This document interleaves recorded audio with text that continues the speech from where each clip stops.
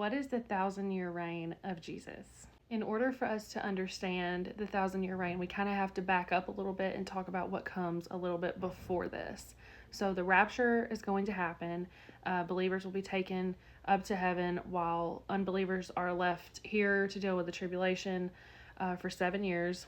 And then at the very end of the tribulation, Jesus is going to come back to earth. He's going to touch his feet to the ground in real time, and the entire world is going to see it. This event is called the Second Coming. This time, Jesus is not coming back as a sweet little 7-pound baby. He's coming back with eyes blazing like fire and a mouth like a sword. This is what the Bible tells us. So he is coming single-handedly to obliterate all of the earthly armies that have formed against him and deal with the Antichrist and the false prophet. When he comes this time, everybody that was raptured beforehand is going to come with him. We're going to be on white horses, and we're going to be following him as he prepares to slay the beast and send Satan into the bottomless pit for a while. Now, after the false prophet and the Antichrist are thrown into the fiery lake, Satan is then bound in the bottomless pit for 1,000 years. He cannot get out. He cannot lie to us. He cannot deceive us. He can't trick us. He can't tempt us. None of that. We are going to have a peaceful 1,000 years here on earth with Jesus. Now, those who endured the tribulation, they may have died in his name, but they did not take the mark. The Bible tells us that they will be risen.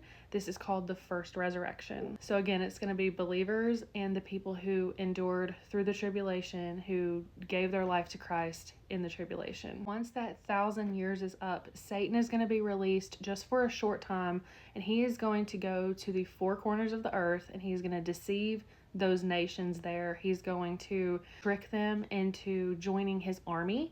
If you can imagine, even though we've lived 1,000 years in peace on an earth ruled by Jesus, there are still going to be people who are going to turn against him, reject him. He's going to come back with an army, and the Bible describes it as many of them as there are grains on the seashore. So millions of people trying to fight against Jesus, who, however, they are going to be devoured by fire. Then the devil is going to be defeated once and for all. We never have to deal with him again. He will be in hell forever.